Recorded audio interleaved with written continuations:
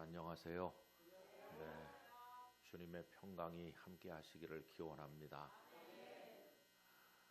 전국 어느 교회에서도 이렇게 열심히 찬송하는 교회는 별로 없을 겁니다. 힘을 다해서 찬송하시고 다들 입안에서 오물오물 하는데 여러분들은 있는 힘을 다해서 찬송하시고 또 성경 읽으시는데 그렇게 힘있게 성경을 읽는 교회도 거의 없을 겁니다.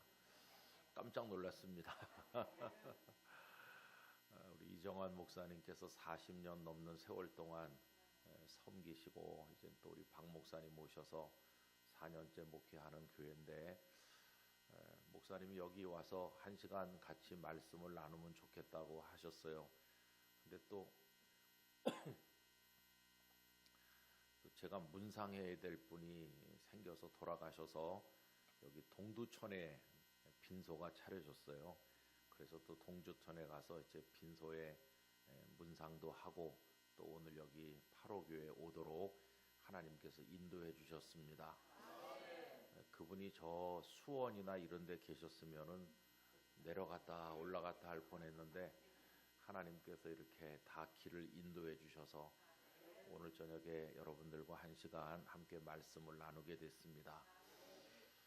사람이 말씀을 하긴 하지만은 은혜는 하나님께서 주시는 것이고 성령께서 우리 속에 깨달음과 역사를 주시기를 원합니다. 저는 창세기부터 요한계시록까지 쭉 이렇게 읽으면 다 뭐 우리랑 비슷한 형편이 또 여러 가지 상황이 연결되어 있는 믿음의 선배들을 많이 만나지만은 그 중에서 꼭 닮은 사람 한 사람을 골라봐라 그러면은 서슴지 않고 여기 오늘 읽은 하박국서를 기록하신 선지자 하박국 이야기를 하고 싶습니다. 이 하박국은 아마 우리랑 꼭 닮은 분인 것 같아요.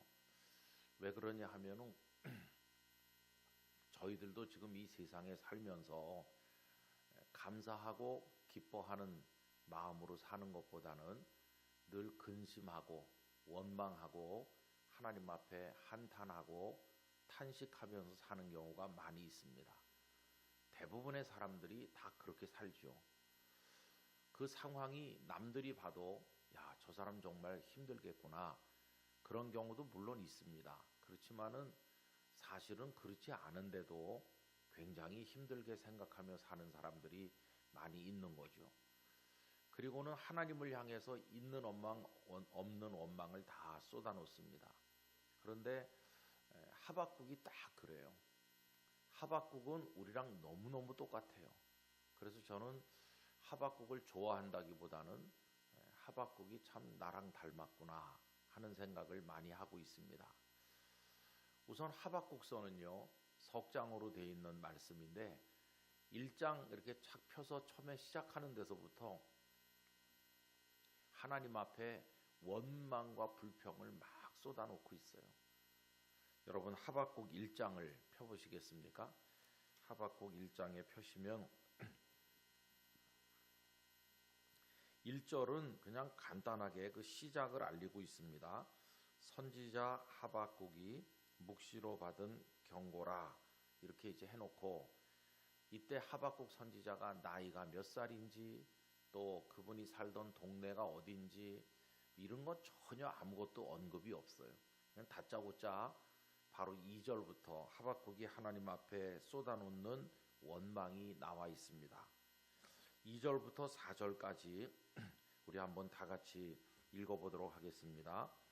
여호와여 내가 부르짖어도 주께서 듣지 아니하시니 어느 때까지리이까 내가 강포로 말미암아 외쳐도 주께서 구원하지 아니하시나이다. 어찌하여 내게 죄악을 보게 하시며 패역을 눈으로 보게 하시나이까. 겁탈과 강포가 내 앞에 있고 변론과 분쟁이 일어났나이다. 이러므로 율법이 해이하고 정의가 전혀 시행되지 못하오니 이는 악인이 의인을 애워쌌으므로 정의가 굳게 행하여 짐이니이다. 이제 우리가 성경 읽고 나면 다 여러분들 방금 하신 것처럼 아멘 하잖아요. 근데 사실 여기는 좀 아멘 하기엔 그래요. 그죠? 왜냐하면 하나님 앞에 원망하는 말이거든요. 그럼 이제 제가 2절부터 읽으면서 한번 말씀드려 볼게요. 뭐라고 원망을 했나? 여호와여, 내가 부르짖어도 주께서 듣지 아니하시니 어느 때까지리까? 이거는 그동안에도 기도를 많이 했던 것 같아요. 속이 터질 것 같이 답답해서 하나님 앞에 뭔가를 계속 이렇게 부르짖어 말씀드렸는데 하나님 아무 반응이 없으신 거예요. 도대체 내 기도를 들으시는 건지 안 들으시는 건지 참 답답하다. 그래서 지금 여기서 원망하는 겁니다. 주께서 듣지 아니하시니 어느 때까지리까? 이렇게 원망하면서 그럼 그가 왜 하나님 앞에 부르짖었을까요? 지금 사연이 많아요. 사연이. 어떤 사연이 있나? 그 다음에 보십시오. 내가 강포로 말미암아 외쳐도 주께서 구원하지 아니하시나이다. 이 강포라고 하는 것은 아마 그 하박국 선지자가 살던 남한국 유다 안에 폭력적이고 악한 것들이 굉장히 많았다는 걸 알 수 있어요. 사회가 무질서한 거죠. 그 3절에도 그런 얘기가 계속 나옵니다. 어찌하여 내게 죄악을 보게 하시며 패역을 눈으로 보게 하시나이까? 겁탈과 강포가 내 앞에 있고 변론과 분쟁이 일어났나이다. 이런데 거기 죄악, 패역, 겁탈, 강포, 변론, 분쟁 이런 거는 그 남한국 유다가 평온하고 살기 좋은 나라가 아니고 막 하루도 조용할 날이 없는 그런 사회였다는 것을 알려주는 것입니다. 여러분 여기 포천에 살고 계시는데 이쪽이 아주 어떻게 보면은 농촌이고 적막하고 사람이 많이 살지 않아서 때로는 외롭기도 하고 쓸쓸하기도 하고 그럴 것 같아요. 그럼 서울 한복판은 어떨까요? 저는 광화문에 안 나간 지 오래됐습니다. 왜냐하면은 하루도 조용할 날이 없거든요.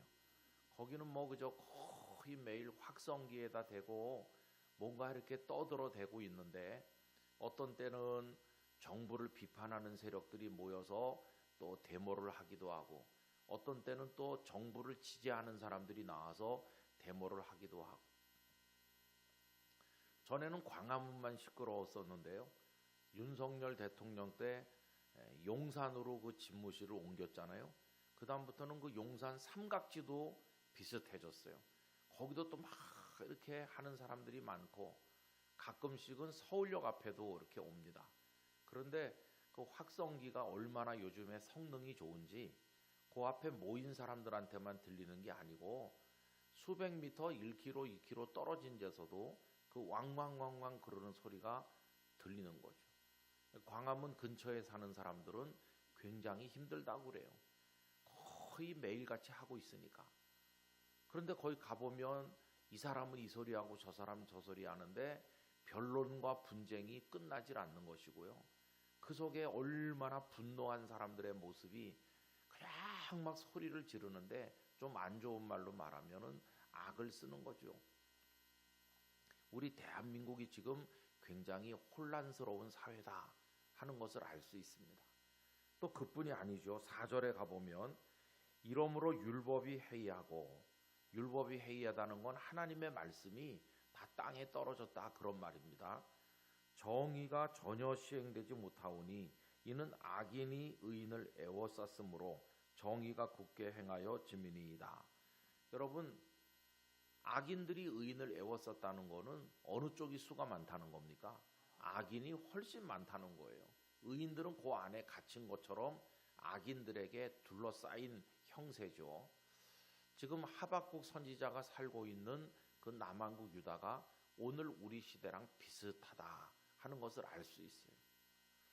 그럼 이때 남한국 유다는 어느 때쯤일까요? 여기 무슨 뭐 연대 같은 게 전혀 나오지 않아서 잘 모르지만 힌트가 이제 그 다음에 나옵니다. 이때는 언제냐 하면은 남한국 유다가 거의 망해가던 때입니다. 여러분 이스라엘 역사를 잘 아실 텐데 하나님께서 애굽에 살던 그 백성들을 모세를 보내서 애굽에서 건져내셨잖아요. 그래서 광야를 40년 동안 지나가지고 가나안 땅에 들어갑니다. 가나안 땅에 가서 처음에는 왕이 없었고 사사들이 있어가지고 어려울 때마다 그들을 구원하고 이렇게 해서 지나는 사사 시대가 있었습니다. 그러다가 그 백성들이 우리에게도 왕을 세워주십시오. 그래서 첫 번째 왕으로 세워진 사람이 누굽니까? 사울이죠. 사울이 첫 왕이 돼서 40년 동안 다스렸는데 그는 하나님을 신실하게 섬기지 못했고 또 교만한 사람이 되었죠. 결국 하나님께서 사울을 패하셨습니다. 그는 아들들과 함께 블레셋과 전쟁을 하다가 길보아산 전투에서 다 죽고 말아요. 그리고 하나님께서 사울의 뒤를 이어서 왕이 될 사람으로 일찍부터 다윗을 정해 놓으셨죠. 사무엘 선지자를 보내서 다윗에게 기름을 붓고 그래서 다윗이 이스라엘 왕이 됩니다. 두 번째 왕이 되죠. 그리고 나서 다윗 때 나라가 아주 강성해지고 이스라엘 역사 전체에서 가장 힘이 있었던 전성기를 맞이합니다. 그런데 다윗 때 그렇게 강했던 나라가 그 아들 솔로몬 때 와서 처음에는 부귀영화를 누리고 성전을 짓고 대단한 위세가 있는 것 같았지만 말년에 와서 솔로몬이 마음이 변하면서 하나님을 떠나죠. 많은 아내들을 맞이했는데 그 아내들이 다 우상을 가지고 왔잖아요. 그래서 그 우상들을 같이 섬기면서 이 솔로몬의 마음이 타락합니다.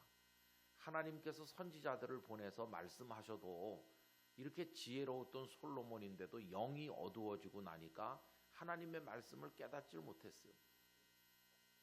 그래서 솔로몬이 죽고 난 다음에 하나님은 나라를 둘로 쪼개셨어요.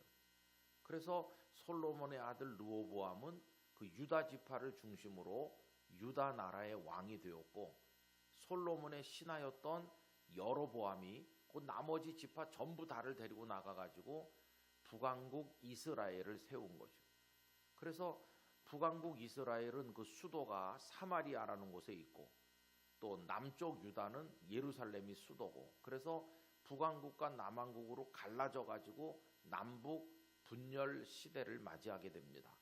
지금 우리가 저 북한과 남한이 이렇게 대치하고 있는 거랑 똑같아요. 그런데 남쪽 나라에는 그래도 하나님을 경외하는 왕들이 가끔 있었습니다. 아사라든지 여호사밧이라든지 그런 왕들이 있었거든요. 그런데 북쪽 나라는 한 사람도 의로운 왕이 없었어요. 맨 처음에 왕이 되었던 여로보암이 단과 베델에다가 금송아지를 만들어 놓고 너희는 이걸 섬겨라. 남쪽 예루살렘에 성전에 갈 필요 없다. 이래가지고 북왕국은 그 여로보암이 세운 금송아지 우상 때문에 망하는 겁니다. 그리고 나중에 아합 왕 때는 그 아내 되는 이세벨이 가지고 온 바알신을 얼마나 많이 섬겼는지. 그때 그 북쪽 나라에는 엘리야 선지자가 계셨고 또 그 제자 엘리사도 있었고 그런 거 아실 거예요. 그나마 엘리사 선지자가 살아있는 동안에는 그 엘리사가 그 나라의 마지막 방파제 역할을 해서 그 나라가 망하지 않도록 지키는데 큰 공로가 있었어요. 그런데 나중에 엘리사가 병들어 죽게 되니까 북왕국의 요아스 왕이 와서 내 아버지여 내 아버지여 이스라엘의 병거와 마병이여 그러면서 슬퍼하고 우는 장면이 나오죠. 근데 결국 엘리사는 세상을 떠나셨어요. 엘리사가 죽고 나니까 북왕국은 더 악해졌고 나중에 여로보암이라는 왕이 한 사람 더 등장해가지고 그때는 나라가 조금 번영하는 것처럼 보였지만 더 악해졌습니다. 하나님을 완전히 떠났죠. 그리고 얼마 되지 않아서 북왕국 이스라엘은 아수르라는 나라에게 완전히 망해버립니다. 나라가 없어져 버렸어요. 그리고 많은 사람이 끌려갔고 그 북왕국 백성들이 살던 땅에는 이방 민족들이 다 들어와 가지고 섞여 살게 되다 보니까 나중에는 그들끼리 결혼을 해가지고 이스라엘 사람도 아니고 또 외국 사람도 아닌 피가 섞인 혼혈 백성들이 태어나게 되고 하나님을 믿는 것도 아니고 우상을 믿는 것도 아닌 이것저것 다 섞인 타락한 신앙이 생겨나게 되고 그렇게 수백 년 내려오다가 그 사람들을 예수님 당시에 뭐라고 불렀냐 하면 사마리아인이라고 부른 거예요. 사마리아 사람들은 피도 혼혈되었고 신앙도 잡탕신앙이 되어서 우리가 그들과 상종할 수 없다. 그 예수님 당시에는 사마리아 사람들을 마주 서서 이야기도 하지 않으려고 했어요. 이제 북쪽은 그렇게 망해버렸습니다. 그러면 그 솔로몬의 아들 르호보암이 물려받은 남쪽 유다 왕국은 어떻게 됐을까요? 남쪽 유다 왕국은 북왕국 이스라엘이 멸망하고 나서도 대략 한 150년 정도를 더 버티게 되었어요. 그런데 그 남쪽 나라에는 가끔씩 그래도 하나님을 경외하는 왕들이 나타났거든요. 북왕국 이스라엘을 무너뜨린 나라가 아수르라고 그랬는데 그 아수르가 남쪽 유다도 쳐들어와서 예루살렘을 겹겹이 포위했었죠. 그때가 히스기야 왕 때입니다. 그런데 히스기야는 하나님을 경외하는 사람이었죠. 아수르 왕이 보낸 하나님을 모독하는 편지를 가지고 옷을 찢고 베옷을 입으면서 하나님의 성전에 올라가서 눈물로 기도했더니 하나님께서 예루살렘을 포위한 아수르 왕 사네립이 보낸 18만 5천 명이나 되는 그 많은 군사들을 하루아침에 다 송장으로 만들어 버리셨어요. 그리고 예루살렘을 구원하셨어요. 그래서 남왕국 유다는 북쪽 이스라엘보다 사람 숫자도 적고 연약했지만은 하나님을 경외한 덕에 더 오래 버틸 수 있었어요. 그러나 시간이 가면 갈수록 점점 악해지고 쇠약해졌습니다. 그 결정타를 가져온 사람이 누구냐 하면은 히스기야의 아들인 므낫세 왕이죠. 여러분, 아버지는 그렇게 하나님을 잘 경외했는데 그 아들은 정반대였어요. 그 아들 므낫세가 남쪽 나라 유다의 모든 왕들 중에서 가장 오랫동안 왕위에 있었습니다. 무려 55년을 왕 노릇을 했어요. 근데 그 55년 동안 좀 속된 말로 나라를 말아먹은 거예요. 하나님께서 그 므낫세 왕의 죄 때문에 다시는 용서하지 않겠다고 하셨어요. 이 므낫세는 우상도 많이 섬기고 심지어 자기 아들을 불태워서 우상에게 바치기도 했어요. 그렇게 악독한 왕이었어요. 그 나라가 이제 므낫세가 통치가 끝날 무렵 되니까 완전히 주저앉았습니다. 하나님께서 남왕국 유다를 버리시기로 작정하신 거예요. 그 남왕국 유다에 그나마 마지막 신앙 양심이 살아있었던 사람은 요시야 왕입니다. 요시야 왕은 나라를 바로 세워보려고 노력했어요.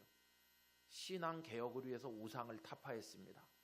그리고 성전을 먼지 구덩이 속에 방치되어 있었던 성전을 수리하도록 했어요.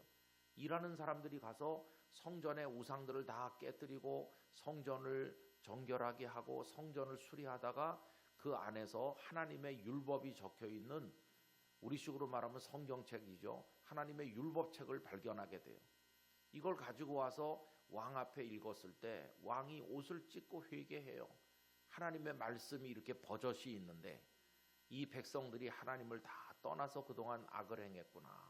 하나님 앞에 회개하고 그리고 백성들에게 하나님을 잘 섬기도록 하고 유월절을 지키고 이렇게 해요. 저는 그 요시야 왕이 좀 오래 살았으면은 그래도 남왕국 유다가 조금 더 건실해지지 않았을까 이렇게 생각하는데 하나님의 뜻은 참 알 수가 없죠. 그때 남쪽에 있던 애굽이 북쪽으로 올라옵니다. 그런데 이 요시야가 애굽 군대를 막기 위해서 나갔다가 그만 전쟁터에서 죽고 말아요. 아까운 왕이 젊은 나이에 세상을 떠난 거죠. 여러분, 그 다음에 남왕국 유다는 낭떠러지에 떨어지는 것처럼 그냥 추락하고 말았어요. 그 요시야 임금이 죽은 다음에 그 아들 여호아하스가 왕이 됐다가 그 다음에 여호아하스 다음에는 여호야김이 왕이 됐는데 그 여호아하스의 형제예요. 그 다음에 여호야김이 왕 노릇하다가 그 다음에 그 아들 여호야긴이라는 사람이 왕이 됐는데 여호야긴은 겨우 석 달밖에 왕 노릇 못했어요. 그 왜 석 달밖에 못했느냐 하면은 바벨론의 느부갓네살 왕이 쳐들어와 가지고 여호야긴을 왕의 자리에서 끌어내리고 그의 숙부인 시드기야를 대신 왕으로 앉혔기 때문이에요. 그리고 여호야긴은 바벨론으로 끌고 갔거든요. 끌려갈 때 여호야긴은 겨우 18살밖에 안 됐습니다. 끌려가 가지고 53살이 될 때까지 긴 세월 동안을 감옥에 있다가 말년에 풀려나게 돼요. 이 여호야긴이 성경에서는 고니야라고도 되어 있고 여고냐라고도 되어 있죠. 그러다가 결국 시드기야라고 하는 그 사람이 남한국 유다의 마지막 왕입니다. 그 사람이 마지막 왕으로 해가지고 예루살렘이 함락돼요. 느부갓네살 왕이 예루살렘을 3번 쳐들어왔는데 3번째 쳐들어왔을 때 다 무너지는 거예요. 첫 번째 쳐들어왔을 때 잡아간 사람들 중에 다니엘의 친구들이 있었고, 두 번째 쳐들어왔을 때 아까 말씀드린 것처럼 18살 된 왕을 석 달 만에 끌고 가면서 성경에 나오는 선지자들 중에 에스겔이 그때 같이 끌려간 사람이에요. 세 번째 쳐들어왔을 때는 완전히 예루살렘이 다 초토화되고 하나님의 성전이 불타고, 그리고는 쓸만한 사람 다 잡아가고 예루살렘에는 노인들과 쓸모없어 보이는 사람들만 조금 남겨두어서, 그래서 여러분 북왕국 이스라엘은 망한 지가 벌써 오래고 남쪽 나라 유다도 그렇게 처참하게 멸망합니다. 자, 그러면 이제 오늘 우리가 생각하려고 하는 이 하박국은 언제쯤 살았던 사람일까 이렇게 질문한다면, 그 바벨론의 느부갓네살 왕이 3번 쳐들어왔다고 그랬는데요, 맨 처음 쳐들어오기 조금 전에 살았던 사람이라는 것을 짐작할 수 있어요. 짐작하는 건데 그때쯤이라는 것을 알려주는 힌트가 여기 나와 있어요. 여러분, 그러니까 그때가 어느 정도 때냐 하면 우리 조선으로 말하면 조선이 한 500년 역사를 가지고 있었는데 결국 마지막에 일본에게 우리가 먹히지 않았습니까? 그러면 하박국이 살던 때는 언제쯤 되느냐 하면은 고종 황제가 다스리던 때쯤 된다고 생각하면 돼요. 고종이 다스리다가 결국 나라가 한일 합방이 되면서 일본으로 넘어가지 않았습니까? 거의 나라가 망해 갈 때쯤이에요. 하박국이 살던 때도 그런 때예요. 나라가 날마다 발전하고 흥왕하고 모든 것이 다 잘 될 때는 사회가 질서가 있습니다. 법이 잘 통용됩니다. 모든 것이 다 이렇게 합리적으로 됩니다. 그런데 나라가 무너질 때쯤이 되면은 법도 없고 질서도 없고 아무것도 없습니다. 그냥 힘 있는 사람이 자기 힘을 가지고 마음대로 하는 거예요. 그러니까 어떤 것들이 나타나겠습니까? 강포가 나타나는 것이고, 폐역이 나타나고, 온갖 죄악이 가득하고, 변론과 분쟁이 끝나는 일이 없고, 정의 같은 거 찾아볼 수도 없고, 하나님의 말씀은 다 벌써 해이해져서 사람들의 마음에 남아있지도 않고, 악인이 의인을 애워싸서 못 살게 굴고, 의롭게 사는 사람들은 다 피해를 당하고 빼앗기고 죽고, 그런 비극적인 일들이 일어나는 거예요. 그래서 지금 하박국은 하나님 앞에 막 부르짖는 겁니다. 내가 부르짖어도 듣지 아니하시기를 도대체 언제까지 하실랍니까? 이러는 거거든요. 그럼 여러분, 아까 제가 하박국하고 우리하고 많이 닮았다고 그랬는데 오늘 우리는 어떻습니까? 우리도 하나님 앞에 원망하는 게 많습니다. 개인적인 차원에서도 그렇고, 우리 한국 교회를 보면서도 그렇고, 대한민국 사회를 보면서도 한탄하고 탄식할 일이 많습니다. 지금 우리 대한민국 어떻습니까? 여러분, 참 이상한 법을 자꾸만 만들려는 참 이상한 국회의원들이 많이 있어요. 다 아시는 것처럼 포괄적 차별금지법을 만들려고 기를 썼었습니다. 그 포괄적 차별금지법은 참 속임수가 많은 법이죠. 차별을 없애자, 다 평등하게 하자, 참 좋은 얘기인 것 같은데 그 속에 들어가 보면은 동성연애 하는 사람도 차별하지 말자, 남자끼리 살아도 차별하지 말자, 뭐 그런 얘기도 들어있어요. 나쁜 짓을 하는 사람도 차별하지 말자, 쉽게 말하면 그런 거예요. 아니, 나쁜 짓을 하면 벌을 줘야 되고, 사회를 무너뜨리는 일을 하는 사람은 못하게 해야지. 그 사람들도 차별하지 말고 다 인권을 보장해주고 자기들 하고 싶은 대로 하게 하자. 이게 무슨 나라입니까, 이게? 그래서 우리 기독교인들이 지난번 국회 하는 동안에 굉장히 많이 노력했어요. 길거리에 나와서 데모도 하고 국회의원들도 만나서 설득도 하고 뭐 여러 가지 노력도 하고 교회에서는 서명도 하고 뭐 성명서도 내고 별거 다 했어요. 저도 이제 그런데 별 관심이 없었던 사람인데 야, 이거 이렇게 하면 우리나라 망하겠다, 그런 생각이 드는 거예요. 여러분 지금 우리 교회 목사들 중에도 남자끼리 결혼해도 좋아, 그런 목사들도 생겨나고 있어요. 여자끼리 결혼하고 남자끼리 결혼하는 데 가서 축복기도 해주는 목사도 있어요. 우리나라에도 그런 사람이 있어요. 전에 서울시장 했던 어떤 분은 그 동성 연애하는 사람들한테 서울시청 앞 광장을 빌려주는 거예요. 그럼 이 사람들이 벌건 대낮에 축제를 열면서 옷도 제대로 입지도 않고 나와가지고 얄궂게 남자가 여자같이 입고 이렇게 해가지고 나와서 축제를 벌이는 거예요. 대낮에 그 많은 서울 시민이 보는 앞에서요. 그래서 제가 그 시장 그분을 만날 일이 있었을 때 이렇게 물어봤어요. 아니, 그게 말이나 되는 거냐고. 서울시장쯤 되시면은 그런 건 허락을 해주지 말아야 되지 한데 그분이 그걸 지지하는 것 같더라고요. 그래서 제가 이렇게 물어봤어요. 남자 며느리 맞을 준비가 됐냐고. 아무 말을 안 하더라고요. 아니, 남자 며느리를 맞고 여자 사위를 맞을 준비가 됐으면은 그렇게 하지만은 그게 그런 걸 하면 어떡하냐. 그래서 이제 그 사람들이 거기서 퀴어 축제라고 그거 할 때 우리 믿음의 청년들 성도들이 많이 나가서 그 옆에서 또 맞불 집회를 했어요. 그 사람들은 10,000명 모였다고 자랑했어요. 근데 우리는 동원해가지고 10만 명 모였어요. 10만. 반대하는 사람이 훨씬 많다. 그거를 이제 했던 거죠. 그랬더니 어떤 분들이 저보고 이제 뭘 맡으라고 그래갖고 맡았는데 그게 이제 그런 걸 반대하는 모임이 많이 있어요. 그 이름이 굉장히 가서 보니까 길더라고요. 저도 잘 외울 수가 없는데 이름이 이렇게 깁니다. 진정한 평등을 바라며 나쁜 차별금지법에 반대하는 전국연합, 그런 게 있습니다. 그래 너무 기니까 이걸 그냥 줄여가지고 진평연이라고 부르고 있는데 지금도 제가 거기 대표를 맡아갖고 있어요. 거기 이제 가입된 단체가 한 500개 가입해 있어요.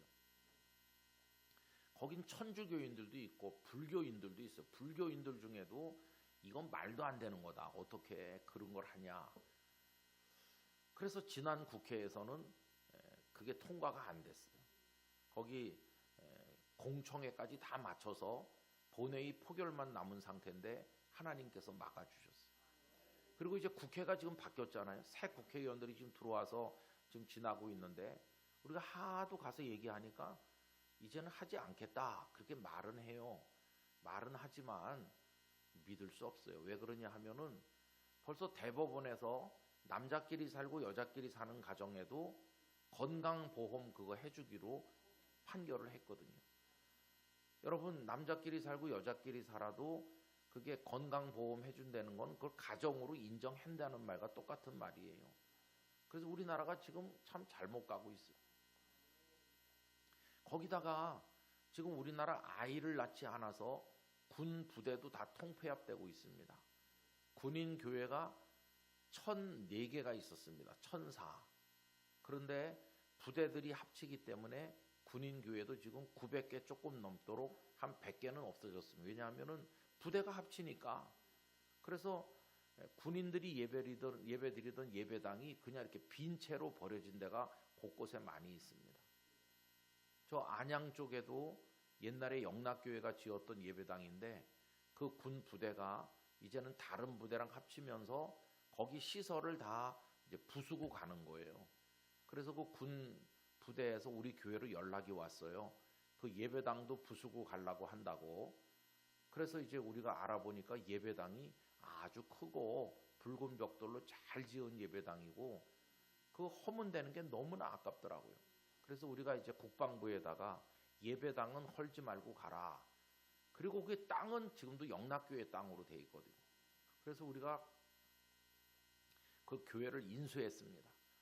거긴 지금 이제 가서 뭐 여러 가지 용도로 쓸 수도 있고 앞으로 거기 아파트가 들어오면은 어느 목사님이 가면 개척교회 하기도 아주 좋은 지금 형편이 그래요. 인구가 없어갖고 학교마다 애들이 다 줄고 아마 여기 포천 같은 데는 더 심각할 거라고 생각하는데, 그런데 이번에 그 어느 국회의원이 이런 법을 냈어요. 애를 많이 낳게 하는 법을 내야 되는데 그게 아니고 마음대로 애를 지워서 낙태시킬 수 있는 법을 냈어요.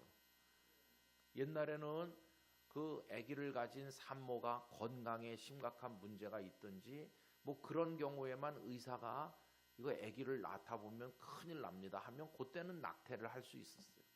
근데 이번에 제출된 법은 무제한 낙태입니다. 무제한 낙태. 그냥 아무나 원하면 낙태할 수 있어요. 그것도 더 충격적인 것은 병원에 가서 의사에게 낙태 수술을 받는 게 아니에요. 약을 집에서 먹어서 낙태하는 약물 낙태라는 걸 법에 도입하는 거예요. 그러니까 어떤 여성이 그냥 애 낳지 말을까? 그러면 그냥 집에 약 사다가 마시면 된다는 거예요. 근데 그 약을 마셔가지고 아기가 벌써 컸는데 그게 낙태가 되겠어요? 결국 애는 죽을 거고 결국은 병원에 가서 수술을 받지 않으면 산모도 위험한 거죠. 근데 그걸 마음껏 하게 하자. 한쪽에서는 돈을 80조나 써가면서 아기 낳게 하겠다고 천문학적인 국가 예산을 투자해서 이렇게 하면서 한쪽에서는 마음대로 애를 지우게 하자. 그 법이 지금 올라와 있어요. 그래서 오늘도 여기 오는데 그런 법을 만들면 안 된다고 주장하는 모임에 일하시는 분이 저보고 목사님 요 11월하고 12월 동안에 하루 국회 앞에 가서 1인 시위 좀 해달라고. 그래서 제가 11월 12일 날 가기로 했어요. 그럼 이제 아침에 국회의원들이 출근할 때 그 문 앞에 가서 저 혼자 이제 이렇게 서 있는 거죠. 1시간. 그 다음 수요일 날은 또 다른 목사님이 또 가서 서 있고. 참 대한민국이 정상입니까 지금? 정상이 아니에요. 그러니까 여기 지금 하박국이 내가 사는 남한국 유다가 왜 이렇지? 다 우리 사회가 미쳐 돌아가는 것 같구나. 그러면서 하나님 앞에 막 항의하잖아요. 지금 이게. 근데 이게 딱 오늘 우리 모습을 닮았어요. 우리도 교회 가서 기도를 하려고 그러면은 하나님 대한민국이 왜 이렇습니까? 도대체 우리나라 정치인들은 무슨 생각을 하는 것이고 이 나라가 어떻게 되는 겁니까? 김정은은 핵을 만들고 저런다고 하는데 우리나라 안보는 어떻게 되는 겁니까? 우리 애를 낳지 않는데 나라가 이러다 다 없어지겠습니다. 뭐 이런 걱정이 우리도 참 많아요. 그래서 하박국이 화가 나는 것처럼 우리도 화가 나고 하박국이 하나님 앞에 막 부르짖는 것처럼 우리도 속이 터질 것 같아서 부르짖고. 아까 제가 하박국하고 우리랑 꼭 닮았다고 그랬는데 그런 면에서 하박국하고 우리랑 닮았어요. 이렇게 하니까 하나님께서 하박국에게 답을 주셨어요. 하박국이 하도 부르짖으니까 하나님의 답은 이겁니다. 하박국아, 내가 가만히 있는 것 같으냐? 너의 기도를 안 듣는 것 같으냐? 내가 아무것도 안 하고 가만히 뒷짐지고 있는 것 같으냐? 그게 아니다. 나도 유다 왕국이 얼마나 부패했는지 얼마나 악한지 다 알고 있고, 그래서 나도 지금 가만히 있는 게 아니라 뭔가 계획을 세우고 있다. 이게 하나님의 답이에요. 그럼 하나님은 무슨 계획을 세우고 계실까요? 무서운 계획을 세우고 계신 거예요. 하나님의 계획은 이겁니다. 유다 백성이 하나님의 백성이잖아요. 하나님의 백성이 이렇게 악하게 타락했기 때문에 하나님의 계획은 그들의 종아리를 아주 아프게 때리기로 결심하셨어요. 혼쭐을 내주기로 하셨어요. 그럼 하나님께서 종아리를 때리기 위해서 채찍을 하나 가져오는 건데 그 채찍이 뭐냐 하면은 바벨론 느부갓네살 왕의 군대가 채찍이에요. 느부갓네살 왕의 군대를 데려다가 남한국 유다에 쳐들어오게 하겠다 하는 거예요. 그게 하나님의 무서운 계획이에요. 백성의 죄에 대해서 하나님께서 종아리를 치시는데 그게 전쟁으로 나타나는 것이에요. 아주 강한 나라가 쳐들어오는 거예요. 여러분 그 얘기가 어디 나오느냐 하면은 1장 6절이 그 얘기입니다. 1장 6절.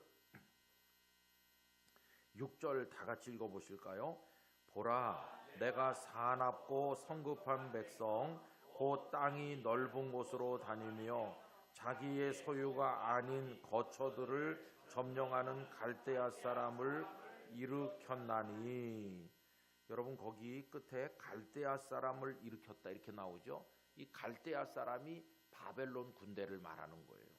바벨론 군대를 데려온다는 거예요. 근데 그 사람들 어떤 사람들입니까? 다시 보시면 6절, 사납고 성급한 백성이다.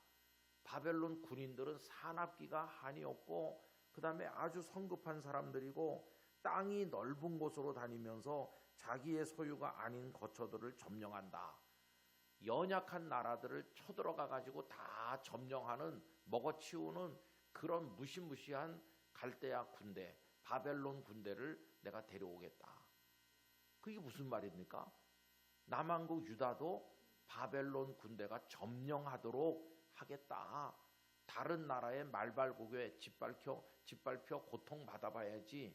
그런 얘기를 지금 하시는 거예요. 저는 이런 말씀 읽으면 참 두렵습니다. 우리 대한민국이 타락하고 방종하고 악을 행하면 하나님께서 대한민국을 때리려고 종아리를 치시려고 준비하시는 거 아닌가, 그런 두려운 생각이 드는 거예요. 여러분, 대한민국도 참 무질서합니다. 얼마나 사회가 어지러운지 몰라요. 아까 말씀드린 그런 몇 가지 예가 있지만 그게 다가 아니에요. 그리고 지금 우리나라 교도소에 더 수용할 사람이 없어요. 제가 몇 달 전에도 동부구치소라는 데 예배 드리자고 그래서 갔다 왔는데요. 동부구치소에 그 수용할 수 있는 인원이 한 3,000명 정도 됩니다. 그런데 거기 그걸 운영하시는 거기 구치소 소장님이 여성이신데 믿음이 좋은 권사님이에요. 권사님이 이제 교정 공무원으로 오래 하셔가지고 이제 거기 소장까지 되신 분인데 저희랑 잠깐 얘기하면서 아유, 큰일 났다는 거예요. 3,000명 수용하도록 지은 거기 지금 현재 3,600명 들어와 있어요. 우리나라 범죄자가 얼마나 많은지 수용할 데가 없을 만큼 차고 넘쳐요. 그럼 도대체 무슨 죄를 짓는 사람이 이렇게 많이 들어옵니까 하니까 최근에 제일 많이 들어오는 게 마약입니다. 마약이 얼마나 우리 사회에 지금 많이 퍼져 있는지, 마약을 그 한 사람들이 지금 다 들어오는 거예요. 마약을 팔다가 잡히고 사다가 잡히고 그거 마약 주사 맞다가 잡히고 그런 사람들이 다 들어와서 더 수용할 수 없을 정도로 많이 들어오고 있다. 마약이 얼마나 무서운지는 여러분 아시잖아요. 우리 사회 급속도로 지금 마약이 퍼져가고 있습니다. 이렇게 나라가 어지러우면 하나님이 우리 대한민국을 가만히 놔두시겠나? 그러면 이들을 때리려고 바벨론 군대를 준비하셨는데 대한민국을 혼쭐 내주시려고 하나님은 어떤 채찍을 준비하시나? 저는 저 북한의 김정은이 만드는 핵이 저게 그냥 만드는 게 아닐지도 모르겠다. 그런 두려운 생각이 들어요. 하나님께서 썩고 부패한 대한민국을 정신 차리게 하시려고 그 중에 하나라도 서울 한복판에 터지면 어떻게 되겠어요? 참 두려운 일이에요. 그래서 이제 이런 무서운 말씀을 하나님께서 하박국에게 하셨어요. 그래서 하박국이 또 생각해 봤습니다. 우리나라가 썩고 부패해서 하나님께서 바벨론 군대를 데려다가 우리 종아리를 때리신다. 이 말씀을 듣고 생각해 보니까 이건 정말 더 말이 안 된다고 생각했어요. 왜냐하면은 그래도 남한국 유다는 타락하긴 했지만 아브라함의 후손이고 하나님을 아는 백성 아니에요. 지금 하나님의 이름을 부르잖아요. 예루살렘에는 성전도 아직 있잖아요. 그런데 바벨론은 아예 하나님을 알지도 못하는 완전히 우상 숭배자들이잖아요. 그런데 어떻게 우리보다 더 나쁜 백성을 데려다가 우리의 종아리를 때리시나? 이것도 말이 안 돼. 그러면서 하나님 앞에 또 따지기 시작했어요. 하나님께 또 따지는 얘기가 그 쭉 나오는 중에 한 절만 읽으면 맨 끝절 17절 말씀 보도록 하겠습니다. 17절, 그가 그물을 떨고는 계속하여 여러 나라를 무자비하게 멸망시키는 것이 오르니까, 이 그라고 하는 것은 바벨론을 말하는 겁니다. 바벨론 사람들이 얼마나 포악하고 무자비한지 그물을 떨고는 계속하여 여러 나라를 무자비하게 멸망시킨다. 이 바벨론은요, 연약한 나라들을 계속 먹어치우는 거예요. 그렇게 악한 백성들이 우리 남한국 유다에도 쳐들어오도록 하시는 것은 하나님이 잘못 생각하시는 거 아닙니까? 이건 아닌 것 같습니다. 그러면서 또 하나님 앞에 항의를 하는 거예요. 그랬더니 이제 2장으로 넘어가면 2장 1절은 이겁니다. 하나님께서 뭐라고 답을 하실는지 내가 한번 기다려 보겠다. 제가 2장 1절 읽어보죠. 내가 내 파수하는 곳에 서며 성로에 서리라. 그가 하나님께서 내게 무엇이라 말씀하실는지 기다리고 바라보며 나의 질문에 대하여 어떻게 대답하실는지 보리라 하였더니, 하나님께서 뭐라고 답을 주실는지 내가 한번 기다려 보겠어, 이렇게 하는 거죠. 그랬더니 드디어 이제 하나님의 두 번째 답이 나와요. 2장 2절 같이 읽어보겠습니다. 여호와께서 내게 대답하여 이르시되 너는 이 묵시를 기록하여 판에 명백히 새기되 달려가면서도 읽을 수 있게 하라. 이런 얘기입니다. 하박국, 네가 또 나한테 항의를 하니까 내가 이제 너에게 답을 주려고 하는데, 이제 내가 너에게 주려고 하는 답은 아주 중요한 거다. 그러니까 판에다가 커다랗게 써라. 그래서 먼 데서도 달려가면서도 읽을 수 있을 정도로 아주 크게 써라. 지금 그렇게 명령하시는 거죠. 그러면서 3절, 이제 내가 너에게 주려고 하는 이 묵시는, 다 같이 읽겠습니다. 정한 때가 있나니 그 종말이 속히 이르겠고 결코 거짓되지 아니하리라. 비록 더딜지라도 기다리라. 지체되지 않고 반드시 응하리라. 이제 내가 너에게 주려고 하는 그 답은 반드시 이루어지는 거다. 어떤 때는 안 이루어지나 언제 이루어져나 이렇게 지루하게 기다릴 때도 있지만 끝까지 기다리면 반드시 이루어지는 거다. 그걸 말씀하시고 드디어 4절이 하나님이 주시는 답이에요. 4절 말씀 다 같이 읽습니다. 보라, 그의 마음은 교만하며 그 속에서 정직하지 못하나 의인은 그의 믿음으로 말미암아 살리라. 아멘. 그 앞에 여러분, 그의 마음은 교만하며 그 속에서 정직하지 못하다, 이렇게 나오죠. 이 그는 누굴 말하는 거냐 하면 바벨론의 왕 느부갓네살을 말하는 거예요. 느부갓네살이 교만하다. 왜 교만할까요? 큰 나라의 왕이 됐으니까 얼마나 교만하겠어요. 예를 들면 뭐 시진핑 같은 사람, 또 트럼프 대통령 같은 사람, 세계를 좌지우지하는 나라의 대통령이나 통치자가 되면 우쭐하잖아요.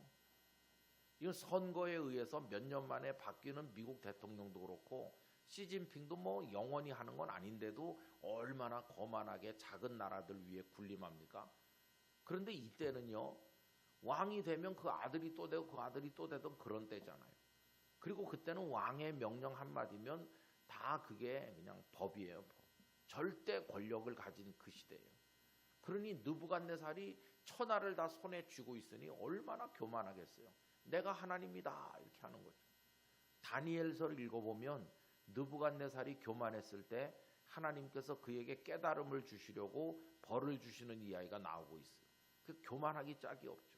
그 다음에 또 그 다음에 뭐라고 그랬습니까? 그 속에서 정직하지 못하다. 여러분, 느부갓네살 왕이 정직하지 못하다는 건 이런 뜻입니다. 그 큰 나라를 누가 주셨나요? 하나님이 그에게 맡기신 거예요. 그 권력은 하나님이 주신 거예요. 그러면 느부갓네살이 제대로 된 사람 같으면 나는 이런 큰 나라의 왕이 될 만한 제목이 못 되는데 하나님께서 나에게 이 나라를 맡겨주셨다, 이렇게 말해야 그게 정직한 거예요. 그런데 느부갓네살은 뭐라고 말했을까요? 내 힘으로 다 했다, 이렇게 말하는 거죠. 사실 느부갓네살은 대단한 사람이긴 해요.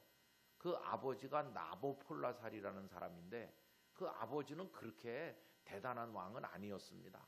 그런데 이 왕자인 느부갓네살이 굉장했어요. 그래서 아버지를 도와서 영원히 멸망하지 않을 것 같은 아수르를 무너뜨린 사람이 이 느부갓네살이에요. 그리고 아버지 이후에 그가 왕이 돼가지고 42년을 다스렸습니다. 그런데 이 사람은 통치 역량도 대단해요. 여러 나라를 점령해가지고 포로들을 끌어왔고 그렇게 큰 나라를 만들었는데 무자비한 무식한 통치자가 아니에요. 얼마나 현명하냐 하면 포로로 잡혀온 사람들 중에도 뛰어난 인재가 있을 거다.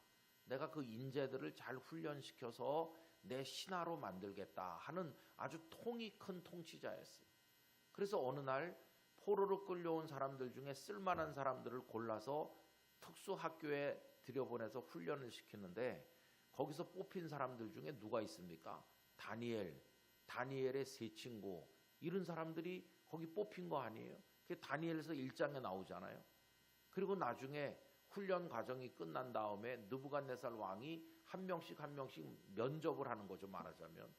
근데 하나님께서 다니엘과 그의 친구들에게 학문도 주시고 지혜도 주셔서 그들이 다 발탁되잖아요. 그러면 느부갓네살이 너희들 어느 나라 사람이냐? 예, 우리는 저 유다 사람들을 예루살렘에 살았는데 붙들려 왔습니다. 그러면 포로로 끌려왔다고 무시하기 쉬운데 그렇게 하지 않았어. 느부갓네살은 그 사람들을 다 중요한 자리에 앉혀서 일하게 하고 나중에 다니엘 같은 사람은 얼마나 느부갓네살이 귀하게 높였는지 몰라요. 이거 보면 느부갓네살은 무자비하고 무식한 통치자가 아니고 아주 나라를 현명하게 다스릴 줄 아는 그런 왕으로 전해지고 있어요. 이 느부갓네살 왕이 통치할 때 바벨론 문화가 굉장히 꽃피었어요. 42년 동안에. 그러다가 느부갓네살이 죽고 난 다음에 그 후손들은 형편없었습니다. 그래서 그 나라가 오래가지 못하고 유다 백성을 예루살렘으로 돌려보낸 페르시아의 고레스 왕이 등장하는 거죠. 자, 어쨌든 이 느부갓네살 왕이 정직하질 못해요. 자기가 다 했다고 생각하니. 그래서 지금 하나님 그 얘기 하시는 겁니다. 느부갓네살이 교만하기도 하고 정직하지도 못하다. 그러나 지금 천하가 그의 손에 있다. 그가 여러 나라를 점령하고 너희 남한국 유다도 점령하려고 지금 군사를 몰고 가까이 오고 있다. 그 얘기를 하시는 거예요. 그리고 진짜 하나님이 하박국에게 하시고자 하는 말씀의 결론이 뭐냐? 그 2장 4절의 뒷부분이 결론이에요. 2장 4절 뒷부분 결론만 읽어보면 이렇죠. 의인은 그의 믿음으로 말미암아 살리라. 아멘. 거기다가 줄치셔서 기억하시면 됩니다. 이게 하나님께서 하박국에게 주시려고 하는 결론이었어요. 이제 여기까지 말씀을 요약해보면 이런 겁니다. 그래, 하박국 네 맘 내가 다 알아. 네가 살고 있는 남한국 유다는 썩었지. 부패했지. 하나님의 말씀도 너희들이 다 버렸지. 그리고 밤낮 강포가 가득했고 변론과 분쟁이 그칠 날이 없고 정의도 없고 내가 봐도 너희 남한국 유다는 희망이 없어. 그래서 내가 바벨론 군대를 데려다가 너희들 한번 혼쭐 나도록 내가 아프게 때리려고 한다. 내가 바벨론 군대를 데려오는 거에 대해서 불만이 많지만 나 그것도 다 알아. 그리고 그 느부갓네살이라는 사람은 한없이 교만하고 정직하지도 못해. 그런데 그가 지금 군대를 몰고 가까이 오고 있어. 그게 지금 너의 현실이야. 너의 현실. 그러면 너 희망이 없는 것 같지? 나라는 썩었지. 바깥에서는 전쟁이 가까워오고 있지. 그럼 네가 살 수 있는 길이 없는 것 같으냐? 아니야. 그래도 너는 살 길이 있어. 어떻게 사느냐고? 믿음으로 사는 거야. 믿음으로. 이렇게 지금 하나님께서 말씀하시는 거죠. 의인은 그의 믿음으로 말미암아 살리라. 이게 하나님께서 하박국에게 주시는 결론이었어요. 그리고 이 말은 무슨 말입니까? 하박국 너는 나라가 부패했습니다. 적들이 쳐들어옵니다. 이런 소리 하지 말고 무엇을 열심히 하라는 겁니까? 나를 열심히 믿으라. 그런 얘기를 하시는 거예요. 하나님을 열심히 믿으라는 거예요. 여러분, 이건 우리 성도에게 철칙 같은 것입니다. 세상이 어두워지든지 악해지든지 세상이 어지럽든지 아니면 무슨 전쟁이 일어나든지 어떤 어려운 일이 일어나도 성도는 끝까지 소망을 하나님께 두고 하나님만 믿어야 된다는 것이에요. 그러면 산다는 것이에요. 그런데 이 말씀은 그렇게 간단한 말씀은 아니에요. 여러분 여기 잘 생각해 보세요. 의인은 그의 믿음으로 말미암아 살리라 그랬으면은 여기서 그가 누굴까요? 그의 믿음 할 때 누가 누구를 믿는 걸까요? 사람이 하나님을 믿는 거죠. 그죠? 그러면 의인은 그의 믿음으로 말미암아 산다고 할 때 그가 누굴까요? 그거야 의인, 사람이죠. 내가 하나님을 잘 믿으면 산다. 이렇게 되는 거 아니겠어요? 근데 여러분 그게 끝이 아니라는 거예요. 원래 이 구약 성경은 히브리어로 돼 있잖아요. 그 히브리어 텍스트 중에 유명한 게 마소라 텍스트라는 게 있거든요. 성경 사본 중에. 근데 그 마소라 텍스트에 하박국 2장 4절 이거 보면은 주석이 붙어 있는데 그 주석에서 이렇게 붙어 있어요. 보라 그 의인은 그의 믿음으로 말미암아 산다고 할 때 그가 사람이 아니고 하나님이시다 이렇게 붙어 있어요. 그럼 이 이야기가 완전히 딴 얘기가 되는 것입니다. 이 말씀이 우리 사람이 하나님을 잘 믿어서 사는 게 아니고요. 반대가 되는 거예요. 하나님이 우리를 믿어주셔서 우리가 산다. 이렇게 반대가 되는 거예요. 여러분 이게 무슨 얘기일까요? 우리가 하나님을 믿어서 사는 게 아니고 하나님이 우리를 믿어서 사는 게 이게 무슨 말일까? 이런 거예요. 쉽게 말하면 지금 우리가 낭떠러지에 매달려 있어요. 그리고 하나님께서 우리를 붙들고 있는 건데 이게 아슬아슬한데 떨어지진 않고 있어요. 떨어지면은 새까만 낭떠러지에서 죽을 텐데 그럼 어떻게 매달려 있나 하고 가만히 보니까 나는 벌써 하나님을 놓은 지가 오래예요. 힘이 빠져가지고 하나님의 손을 놓쳤어요. 나는. 그런데 내가 추락하지 않는 이유는 하나님은 아직도 나를 붙들고 있는 거예요. 그래서 사는 거예요. 여러분 이 얘기는 하나님과 이스라엘 백성 간의 언약의 얘기입니다. 시내산에서 하나님과 이스라엘 백성이 약속을 맺었어요. 간단히 말하면 이겁니다. 나는 너희의 하나님이 되겠다. 너희는 내 백성이 되라. 이게 언약이에요. 그럼 옛날에 고대 사람들은요. 이 언약의 생명이 어디 있습니까? 변치 않고 지키는 데 있는 겁니다. 아무리 약속을 많이 해도 아침에 했던 약속을 저녁에 뒤집고 저녁에 했던 약속을 그 다음날 뒤집으면 하나만 하잖아요.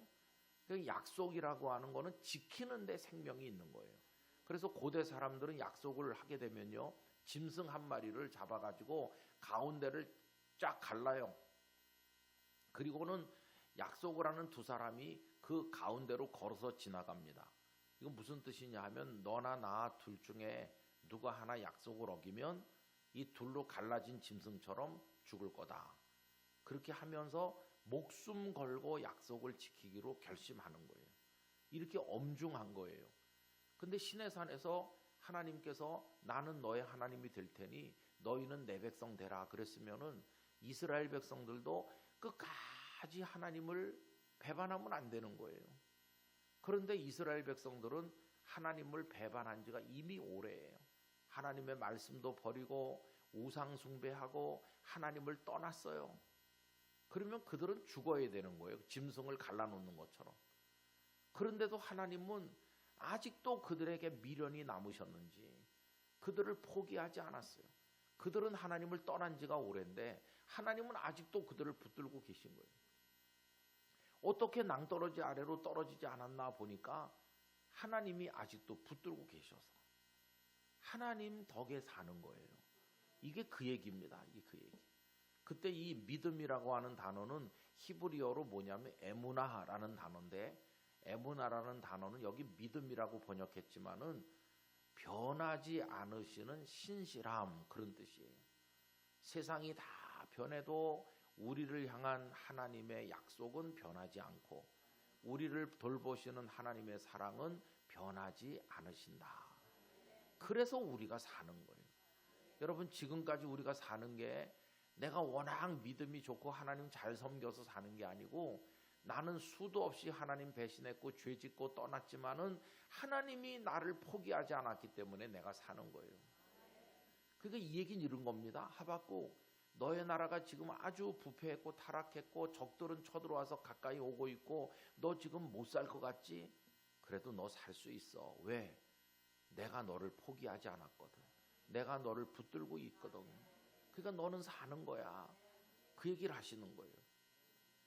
이게 처방이 다른 겁니다. 하박국 생각에는요, 바벨론 군대가 물러가면 살 것 같죠, 그죠? 바벨론이 철수하고 전쟁이 안 일어나면 살 것 같고, 우리 나라가 정직한 나라가 되고 백성들이 다 회개하고 하나님 말씀대로 하면 살 수 있을 것 같죠. 그게 하박국이 가진 답이에요. 하나님, 전쟁이 안 일어나면 저는 살 것 같습니다. 우리나라가 좋은 나라로 바뀌면 저는 살 것 같습니다. 그렇게 되게 해주세요. 이렇게 하는데 하나님은 답이 달라요. 아니야. 전쟁이 일어나도 너는 살고 네 나라가 부패하고 타락해도 너는 살 길이 있어. 아니 어떻게 삽니까? 내가 너를 붙들고 있으면 사는 거지. 그게 하나님의 답이에요. 그래서 여러분 여기까지 지나가면서 하박국이 큰 진리를 깨달아요. 전쟁이 물러가거나 우리 사회가 변화되는 환경이 변화돼서 내가 사는 게 아니고 환경은 더 나빠질 수도 있고 어려워질 수도 있지만은 하나님만 날 붙들고 계시면 나는 사는구나. 하나님 한 분이면 사는구나. 이걸 그가 깨닫게 되는 거예요. 여러분, 그게 우리에게 주시는 해답인 줄로 믿습니다. 앞으로 대한민국 사회가 더 좋은 사회가 될 수 있다는 보장을 누가 하겠어요? 그동안 대통령이 많이 바뀌었어요. 그런데 우리나라 대통령 중에 은퇴하고 나서 퇴임하고 나서 모든 백성들이 다 좋아하는 대통령이 누가 있습니까? 우리나라 전직 대통령 이승만 대통령은 망명하셨고 윤보선 대통령은 중간에 관두셨고 박정희 대통령은 총에 맞아 돌아가셨고 그 후에 대통령들은 다 감옥에 갔고 어떤 대통령은 자살을 했고 어떤 대통령은 뭐 탄핵을 당했고 어떤 대통령은 반쪽 대통령으로 욕을 많이 얻어먹고 있고 어떤 대통령은 지금 또 감옥에 가서 재판받고 계시고 지금 현재 대통령도 뭐 매일같이 길거리에 사람들이 나와서 가짜 대통령이라고 욕하고 있고 요 다음번에 누가 또 대통령이 되면 그 사람은 좋은 사람이 되지 않을까 다 백성들은 기대하지만 이 세상이 우리가 흡족해 할 만한 사람 없어요. 다 문제예요. 미국은 민주주의 국가라고 하는데 요새 트럼프 대통령 보면은요 정상이 아닌 것 같이 보이게 돼. 오늘은 이 말 했다가 다음 날은 다른 말 하고 그래요. 지금 전 세계가 트럼프 대통령 입 한마디에 말 한마디에 그냥 들썩거리고 있잖아요. 세상이 요지경이에요. 성경을 읽어보면 앞으로 세상이 점점 밝아지고 좋아질 거다. 그런 말씀 한 군데도 없어요. 예수님이 말씀하신 이 세상의 미래는 민족과 민족이 나라가 나라를 대적해서 일어나고 원수가 너희 가족이 너희 원수가 될 것이고 그러다가 결국 세상이 멸망한다는 얘기를 하신 거예요. 이 세상이 과학은 발전하고 뭐 여러 가지 생기겠지만 결국은 멸망하고 새 하늘과 새 땅이 하나님의 나라가 오게 될 것을 알려주는 거예요. 이 세상에는 여러분 궁극적 소망이 없어요. 잠깐 제도가 바뀌고 법이 바뀌면 조금 좋아지는 것처럼 느낄 수는 있을 거예요. 그러나 궁극적으로 이 세상은 무너지는 세상이에요. 우리의 소망은 하늘에 있지 않습니까? 전쟁이 우리 생애 중에 일어나지 말라는 보장이 어디 있어요? 누구는 전쟁이 일어나길 원했기 때문에 겪었나요? 다 전쟁을 원하지 않지만 1차 세계대전, 2차 세계대전, 6.25 전쟁 뭐 지금 종전이 아닌 휴전 상태로 지금 지나고 있는 건데 언제 또 전쟁이 이 땅에 벌어질지도 장담할 사람 아무도 없고 이제 전쟁이 벌어지면 전방도 후방도 없기 때문에 피난 가는 일도 없을 거예요. 그저 하나님의 자비를 기다릴 뿐이에요. 그러면서 하나님 세상이 어지럽고 참 창조 질서를 인정하지 않는 동성애자들이 득실거리고 부끄러운 줄도 모르고 나라는 어지럽고 지금 강국들이 다 들썩거리면서 지금 전 세계적으로 우크라이나 뭐 곳곳에 전쟁이 얼마나 많습니까? 새로운 전쟁이 또 곳곳에서 발생하고 있고 이런 어지러운 사회 속에 있는데 그래도 우리가 살 수 있는 길은 하나님 계시기 때문이다. 하나님 우리 붙들고 계시기 때문이다. 나는 하나님을 잘 못 믿어도 하나님은 나를 믿어주시니까 나 같은 걸 붙들고 계시니까 그 덕에 사는 줄 믿습니다. 그렇게 이제 우리도 위로를 받는 거예요. 그래서 하박국이 깨달았어요. 아, 전쟁이 안 일어나거나 세상이 변화되면 사는 게 아니라 하나님이 나와 같이 계시면 사는구나. 이걸 깨달은 거예요. 그래서 이제 오늘 3장으로 넘어가면 결론적인 얘기를 하박국이 고백하는 거예요. 여러분 16절 제가 읽어볼게요. 16절은요. 내가 어떤 소식을 들었습니다 하는 거죠. 내가 들었으므로 내 창자가 흔들렸고 그 목소리로 말미암아 내 입술이 떨렸도다. 어떤 소식을 들었을까요? 무리가 우리를 치러 올라오는 환난 날에 대한 소식을 내가 듣고 기다리고 있다. 전쟁이 점점 가까이 오는 거예요. 바벨론 군대가 점점 가까이 오고 있어요. 그래서 얼마나 고통스러운지 썩이는 것이 내 뼈에 들어왔다. 이 말은 꼭 뼈가 썩는 것 같다. 내 몸은 내 처소에서 떨린다. 내 처소는 우리 집 안방 같은 데죠. 안방에 이불 뒤집어 쓰고 있어도 두려움이 너무 커서 덜덜덜 떨리는 거예요. 여러분 여기 포천은 휴전선이 가까운 곳인데 어떻게 살고 계세요? 제가 전에 일산에 처음 갔더니 엄마들이 유모차에 아기 태우고 이렇게 그냥 너무도 여유만만하게 소풍 나와 있던데 저만치 보면 북한군 그게 보이거든요. 근데도 엄마들 너무 태연하게 아기 데리고 산보하더라고요.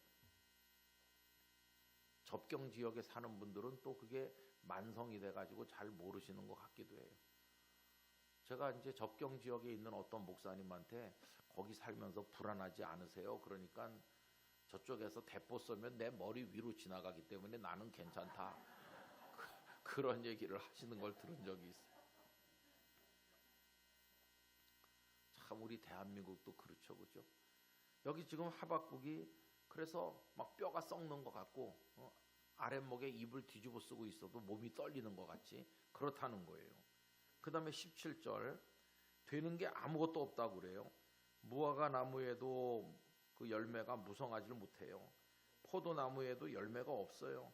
감람나무에도 소출도 없고 밭에 먹을 것이 없다. 이게 다 뭡니까? 농사 지었는데 하나 더 제대로 되는 게 없어요. 그 다음에 목축을 했잖아요. 그런데 우리의 양이 없고 외양간에 소가 없다. 농사도 안 돼. 목축도 안 돼. 되는 게 없어요. 전쟁은 다가오고 되는 건 없고 세상은 부패했고 나 이제 못 살겠어. 그러는데 답을 얻었잖아요. 그래도 살 수 있어. 어떻게 해요? 하나님만 날 버리지 않으면 나는 살 수 있어. 하나님 한 분이면 살 수 있어. 그래서 이제 18절 19절은 이야기가 확 달라지는 거예요. 거긴 다 같이 읽어보겠습니다. 나는 여호와로 말미암아 즐거워하며 나의 구원의 하나님으로 말미암아 기뻐하리로다. 주 여호와는 나의 힘이시라.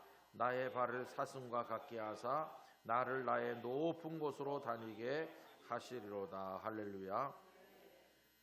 아까 같으면 하박국은 막 하나님 원망해야 돼요. 그죠? 비명을 지르고 왜 이러세요 하나님 그래야 되는데 이제는 깨달았잖아요.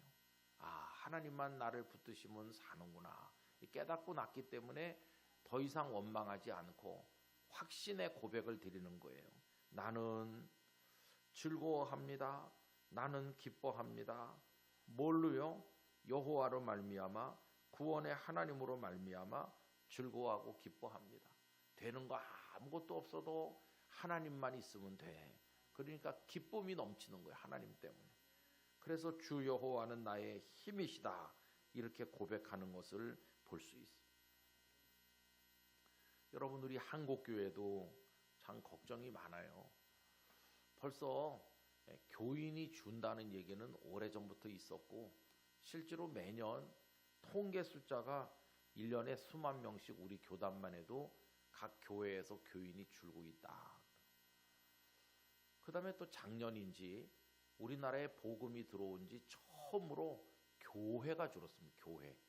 교인은 여러 해 전부터 줄었는데요. 그래도 교회는 있었는데 이제는 교회가 줄어들어요. 왜 줄어드나 했더니 교인이 없어지면은 교회가 문 닫는 거잖아요. 더군다나 시골에 아주 두메산골에 가면 교인이 뭐 3명, 5명 이렇게 있었는데 그러면 교회를 유지하기 어려우니까 우리 합치자. 합치는 거예요. 이쪽에 목사님 나이 들어서 은퇴하시니까 새 목사님 모실 형편이 안 되니까 그냥 우리 둘이 합치자. 그래서 한쪽으로 합치고 요새 다 차는 있으니까 가서 예배 드리고 이쪽에 예배당은 텅 빈 채로 그냥 이렇게 방치되어 있는 거예요. 그런 교회들이 곳곳에 나타나다 보니까 교회 숫자가 줄어들고 있다고 그래요. 그리고 신학교에 오는 신학생도 많이 줄었어요. 지금은 목사님들이 많은 것 같지만 앞으로 10년쯤 지나면 목사님이 없습니다.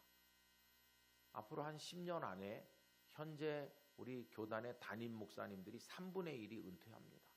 그러면 누구 다른 분이 와서 담임 목사가 돼야 되는데 젊은 목사님들이 많이 부족합니다.